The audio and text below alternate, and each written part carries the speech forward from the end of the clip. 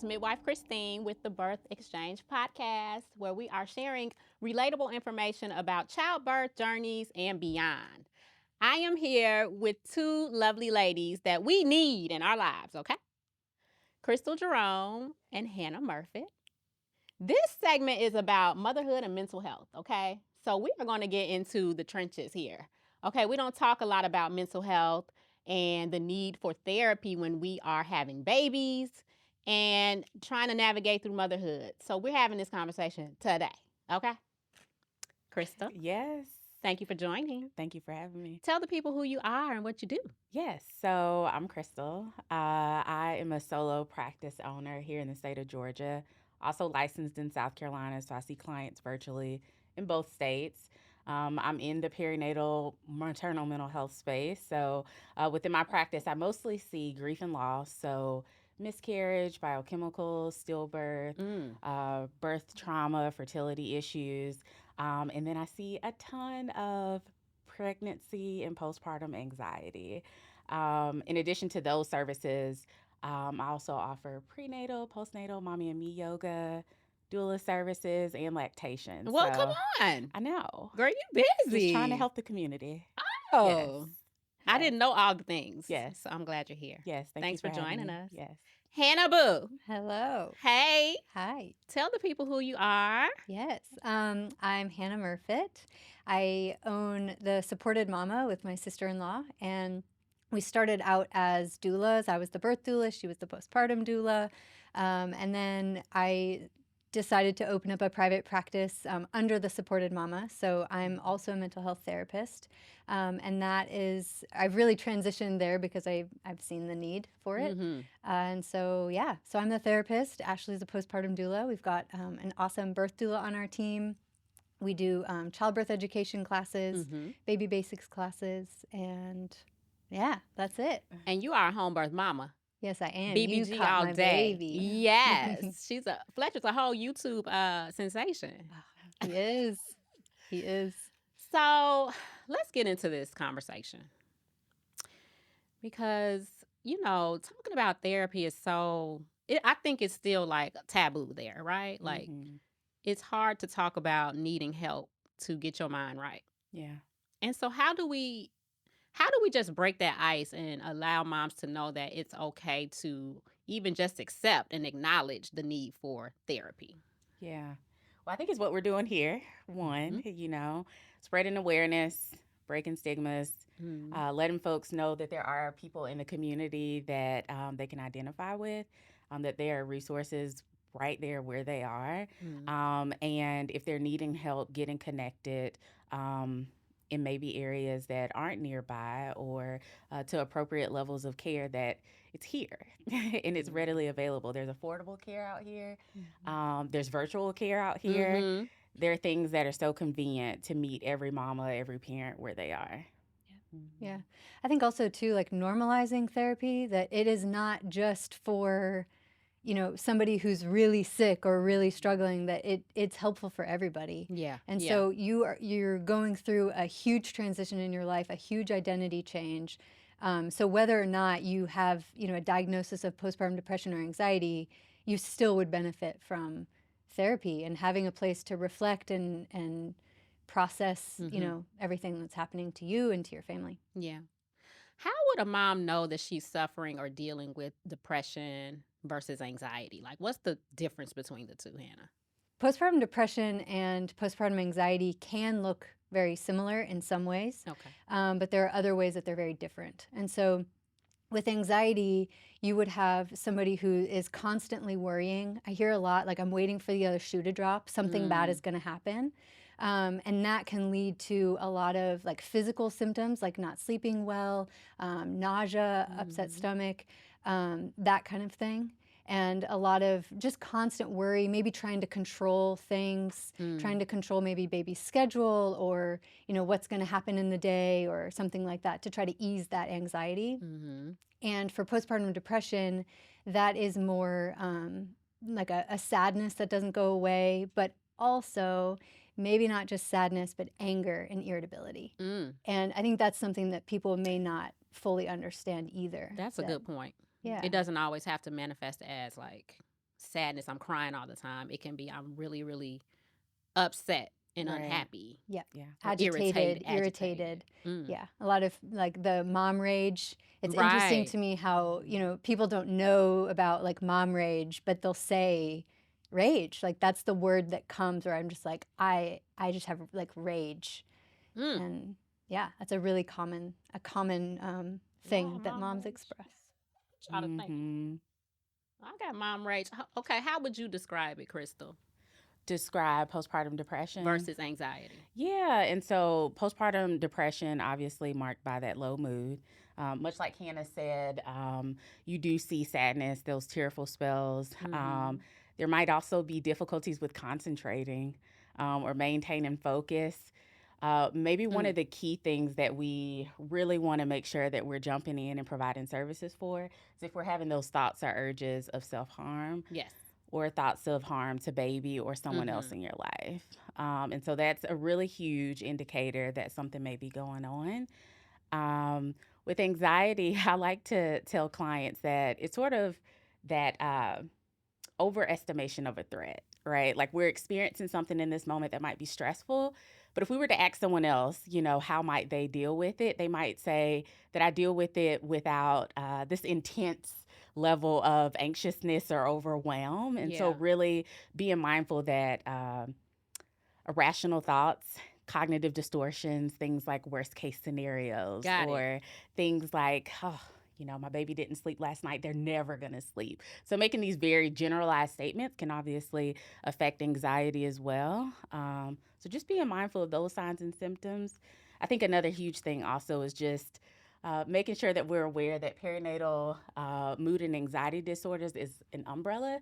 And so postpartum depression and postpartum anxiety is a part of a cluster of disorders. So there are others as well. And so we really appreciate the fact that this awareness and education is here so that these signs and symptoms of a number of these disorders can be recognized because predominantly what we see is postpartum depression being diagnosed when there may be other things at play, like anxiety, PTSD, OCD, bipolar. You know, my own personal experience with postpartum something, right? I had just given birth to, I think, Savannah, my youngest daughter. And I was at home and literally thought that I was about to die. Like my heart, I could hear it pounding. It slowed down. It felt like I was 50 beats an hour or something. And I was like trying to catch my breath. And I was in my bedroom and I told my husband at the time, like, I think something's wrong. You know, like I can't breathe. I can't breathe. I can't catch my breath. My heart feels like it's going to stop. And I actually went to the emergency room. I went to the emergency room. My mom came to watch the baby. He took me in. And that was a joke because they're like, okay, you got to sit there and wait. But you guys, it was so scary because when I went back to the exam room or whatever, and they're looking at me like, what are you doing? What's wrong with you? You know, because nothing physically is wrong. But the lady that was taking care of me was like, well, this is what this looks like. If you stay here, you're going to be in a room by yourself without any this, that, or the third. Like, it was a whole situation where I felt like I rushed my ass out of there. I was like, well, I don't want that. Let me take my whatever I got home and deal with it because I thought I was going to be like teleported to Mars or something. Right. You know what I'm saying? I'm like, I don't want any of that. So what does the treatment look like? Because that's another barrier, I think, for reaching out for like help. It's like, I don't want to be red flagged. Right. I don't want people getting called on me, you know, because I'm having thoughts or feelings or I'm having this mental issue happening right now. Yeah. What you're describing sounds to me like a panic attack. Mm-hmm. And I think it's important just to say that, right? Because I think a lot of people do experience that and they don't know what it is. And it is very scary, especially if it's your first one. Yeah. So, yeah, and it can be scary to admit or to put out there that you're feeling that, or, for other things like, I'm having this thought, I just want to leave. I just want to disappear. I want to run away, right? Like all of these experiences are scary to put out there because you don't know how people are going to take that. Right. And if you're going to get the treatment that is actually supportive and helpful. That part. Yeah. I'd say to that point that treatment can vary depending on the client. And so, I mean, if it's a client that does need just therapeutic care, that one-to-one safe space to process, get skills and techniques to cope, then that's where they're at. But sometimes it is helpful for medication to also be a part of the plan. Oh, girl, they don't want to hear that. Yeah, I know. And it can be scary, right? It can be scary. And so there's no judgment in identifying, much like Hannah said, just normalizing the fact that this is something that's going to get us on the other side, right? Feeling safe, feeling healthy. And so treatment plans can vary. But to your point of what is going to happen after I disclose this information to somebody, it is not. The forced course of action should never be, I'm going to take away your baby or lock you away because you're having a mental health crisis or an episode or you have symptoms. That is not typically what happens at all. It's more so coming in with supportive resources, therapeutic care, possibly medication, possibly a combination of the two. And in some cases, yes, if you're harm to self or harm to others, that is something that does occur. Maybe you do need a few nights by yourself just to take a break. But taking away your sweet baby or locking you away is not the forced course of action at all, and typically very rarely happens, especially if there's no indication of harm to self or others. So how common is postpartum depression, like mental health, perinatal mental health disorders? Like how common? Perinatal mental health disorders affect approximately 15 to 20% of the population, which is actually quite a bit, really. Correct. Postpartum depression is the #1 pregnancy-related complication experienced by women. And that's only the ones we know of, right? And that's only the ones we know of, yeah. And that's a good point. Yeah. A really good point. That's, again, why this is so important, this awareness and education that you're spreading and that Hannah and I do in the community. Because there are barriers to these screening tools that are used at 6-week postpartum visits, for example. Either the education may not be there for providers or staff in terms of what to do when you have this information. So a score that might be high. Right? What do I do after I see that someone has scored a 16, right? Or how do I score this in general? Does it get filed away? And then on the patient's end, again, it's that fear. What if I disclose this information and something bad happens? And so all of the education that we're putting out here is definitely helpful. And also knowing that there are folks in the community, Hannah, myself, organizations that can come in and do trainings with staff so that folks know what to do in the event if you do get a mama or a parent, because dads also experience and partners experience postpartum as well. Yes, they do. Yeah. So you all have a load. So sometimes some therapists are closed. They don't have, they're not accepting new clients.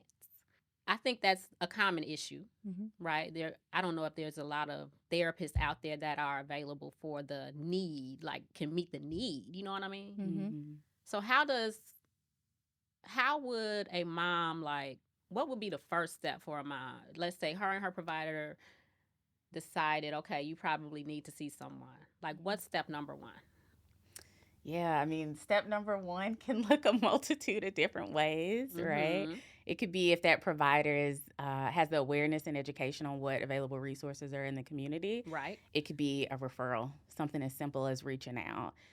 It could be giving that patient, which is sometimes not always the best thing to do, giving that patient a list of referrals. Sometimes, again, just she might not even look at it. I know, just make the call for them. She's like, girl, I got feelings about that. Yeah, just make the appointment for the patient or the client. Right. That way, again, it's one less stressor that they're having to do on their own.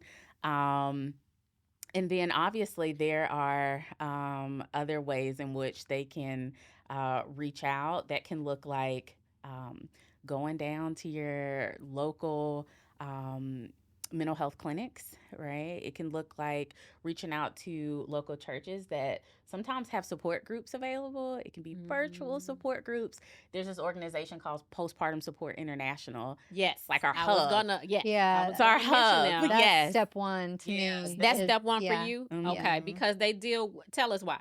Yeah. So, I mean, first, let's just acknowledge that having a 6-week postpartum visit, a singular postpartum visit, is a very broken approach Yeah, to inefficient. caring for mothers. Yep. Ineffective. Mm-hmm. And so, if you're having feelings of sadness or anxiety that are lasting more than 2 weeks postpartum, Which is when it peaks. which is when it peaks, and kind of the transition from baby blues to postpartum depression, right? So if it's lasting more than that 2 weeks, then that is a red flag that somebody needs to help this mom get connected to a resource. Right.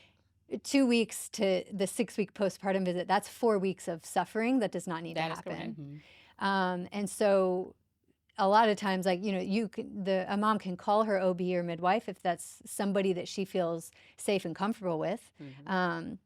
A lot of times they don't want to call their OB because if they had a traumatic birth or something like that, That then is true. they don't want to reach out to their doctor. They don't even want to go to a 6-week appointment. That's very true. And so then they end up getting more isolated. And so I think really, talking about this so that moms, sisters, partners, everybody can know, okay, we need to be watching for, these signs. It's really important. That's a really good point that you made, because a lot of times the episodes stem from the birth experience, Right. right? Right.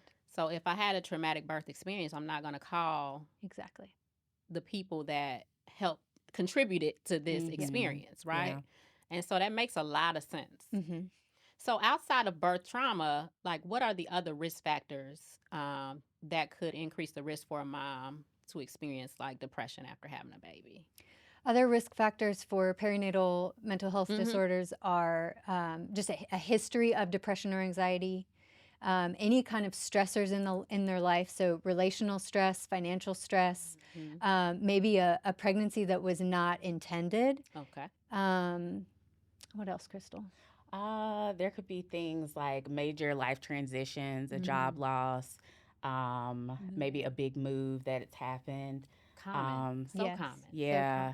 Other things like, surprisingly, your thyroid being off can affect your mood. And so it is quite important. I've actually had firsthand experience to clients getting their thyroid levels checked and definitely getting on some medication like Synthroid and seeing a increase in a positive mood. But those are some of the major life stressors. So if you have a mom who already has anxiety and depression, she needs to probably begin therapy before this baby arrives. Yes. I thought of another one. Yes. I think one that I see a lot in my practice is a history of trauma or any kind of like family dynamics that have not been worked through. So when all of you us. yes yes so when you become a mom, that lights up your attachment history.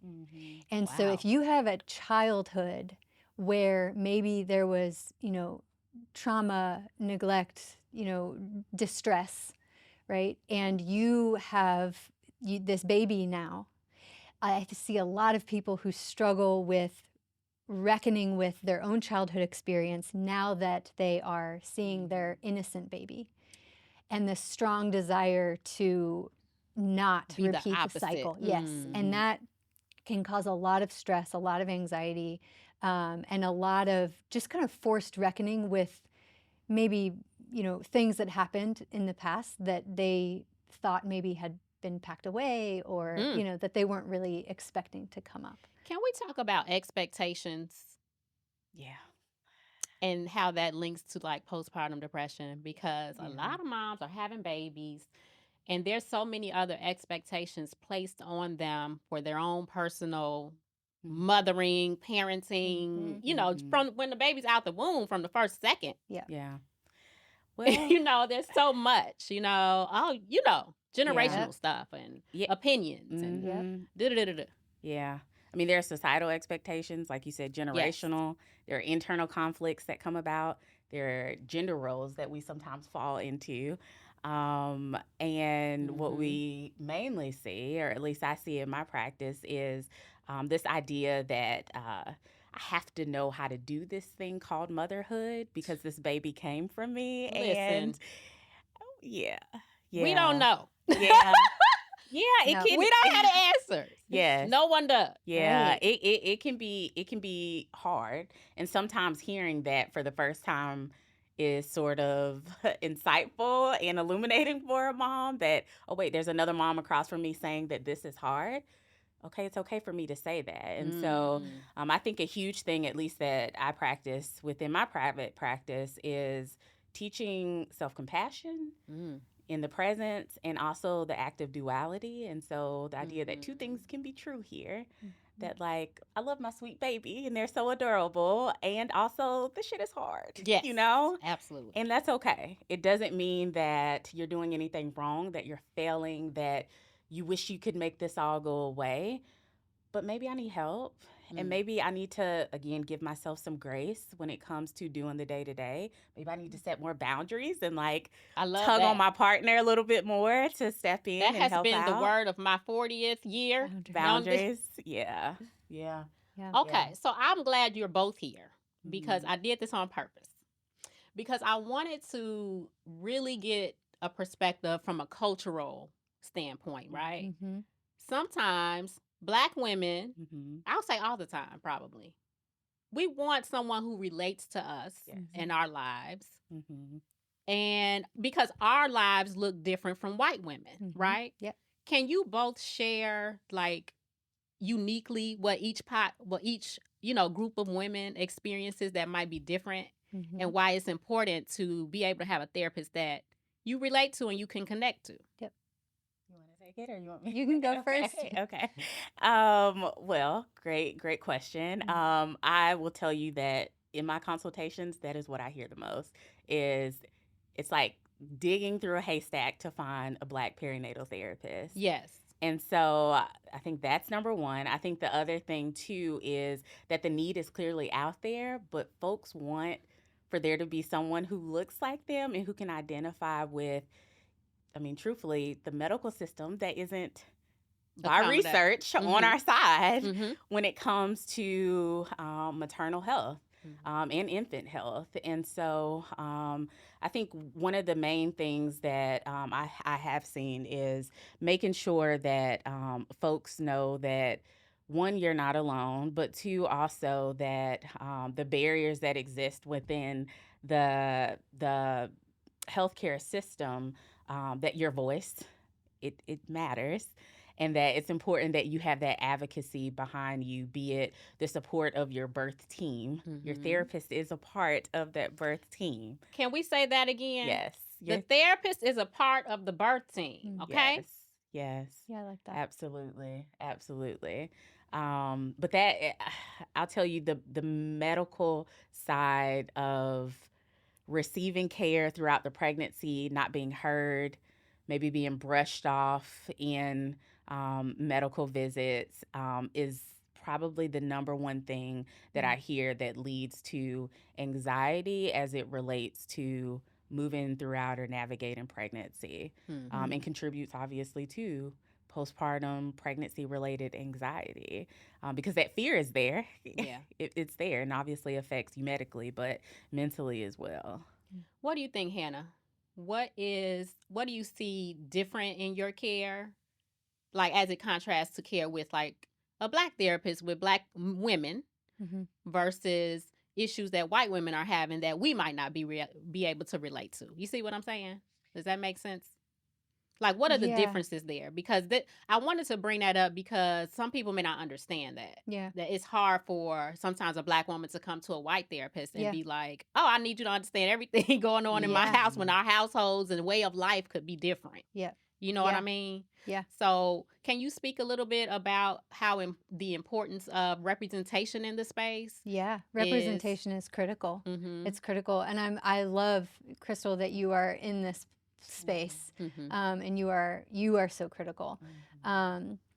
Yeah, I think it's really important for me to be able to recognize and see that I can listen to your experience, but I cannot fully understand it. Mm. And creating space for that, and Sure. recognizing too that I may not be the best person for Sure. for a Black woman who is experiencing anxiety or depression. Mm-hmm.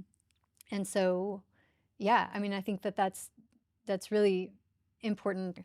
I think that's important because we all going through the same thing. You Mhm. know what I Right. mean? It just maybe looks different Yeah. or different perspectives on what we're experiencing. But as women, we are all experiencing the same type of Mhm. issues when it comes to perinatal health. Yeah, Right. no, it knows no No person, bounds, no no color, color. You know what I nothing. Right. Yeah. mean? But the expression of Yeah. it could be Right. different. Mhm. The origins of it could be different. Mhm. Mm. And like you said, the culture, the system in which it's playing Mhm. out is different. Yes. And that is really important to understand and to be able to look at the whole picture, right? Oh, like you said, a white woman going into a hospital to have a baby is going to be very different and feel very different Sure. than a Black woman going into a hospital Mm-hmm. for Mhm. Mm-hmm. delivery. That was Um, good. yeah. Yeah. Yeah, I'll tell you just transparently, I've had a family member disclose, and I know they would not mind me sharing this information, is that they sometimes feel like they have to come with their representative into a doctor's appointment as opposed to just being a patient. And so it's Mm-hmm. sort of hard to hear.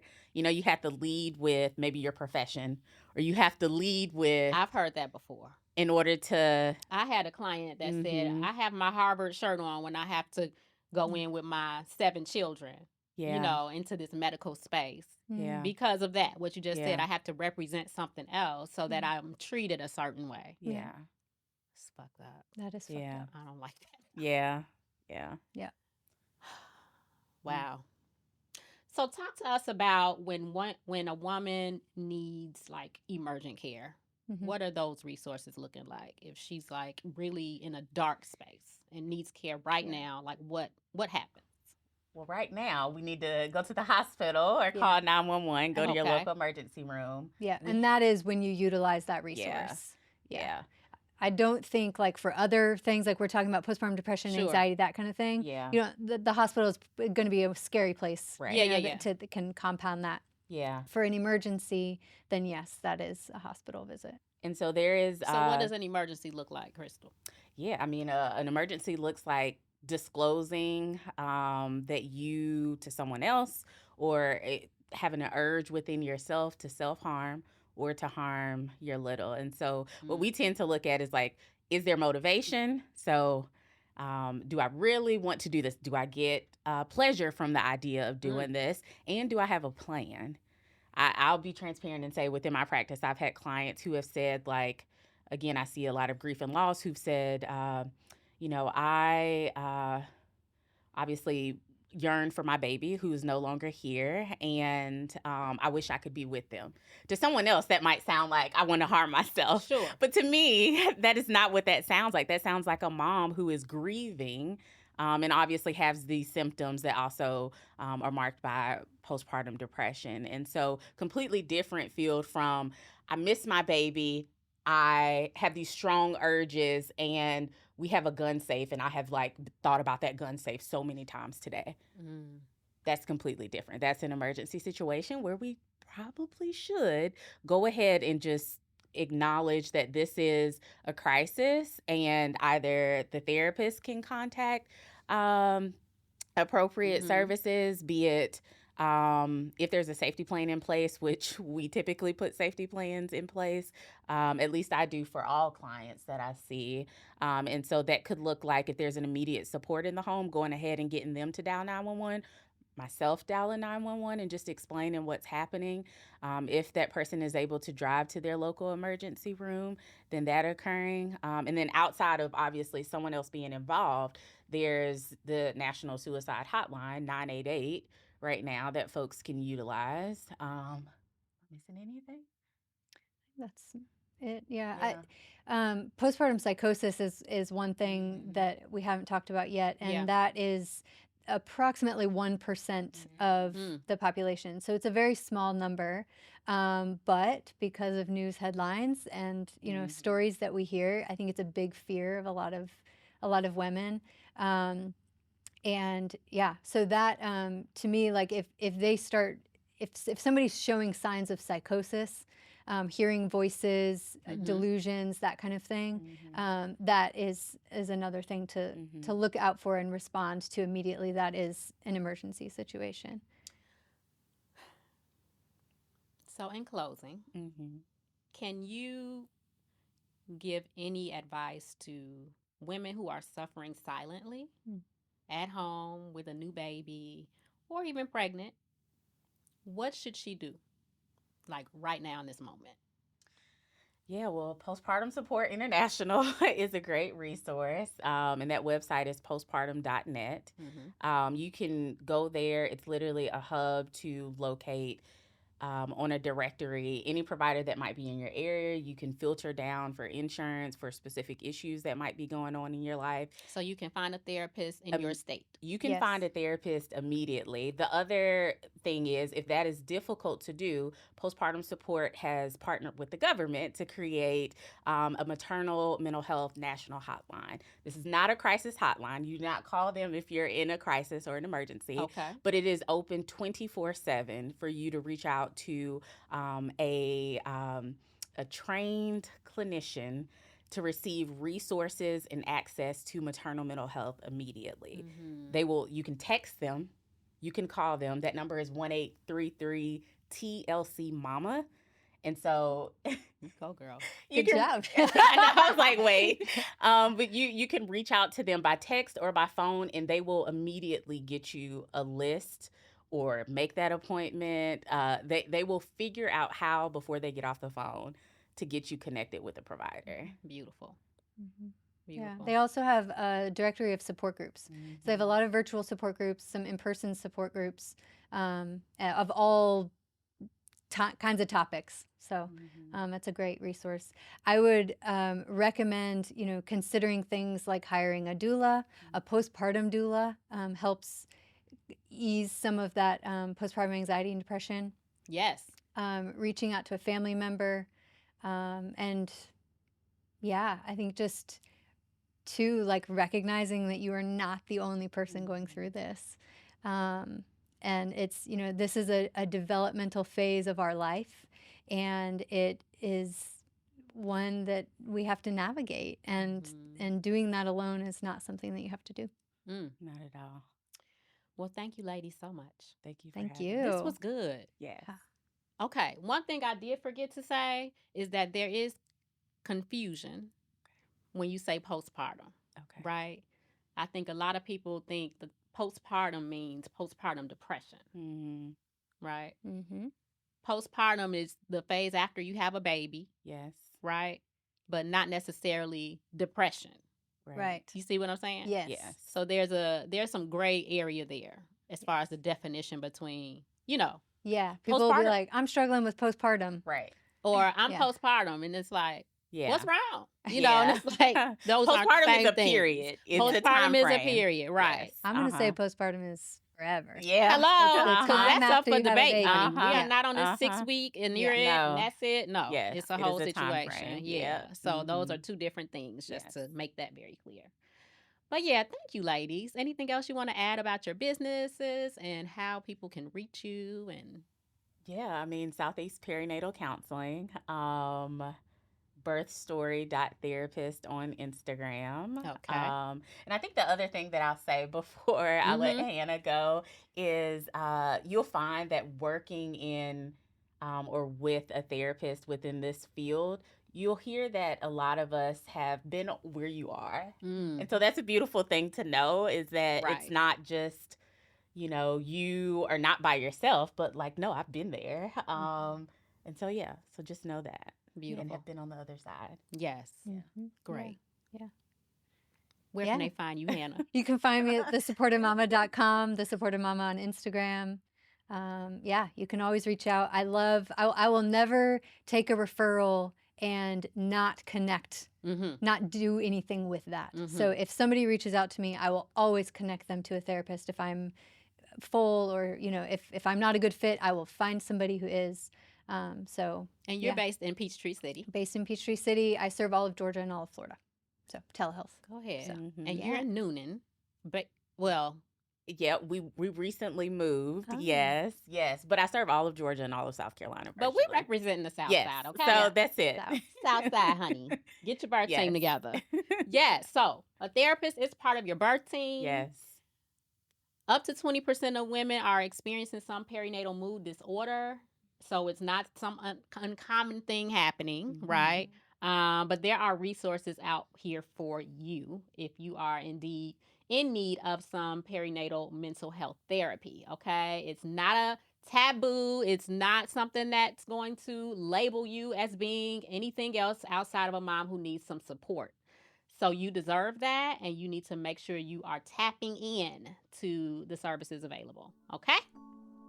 This is the Motherhood and Mental Health segment with Crystal Jerome and Hannah Murphy. Thanks for watching. Like and subscribe and follow and all the things, okay? All right.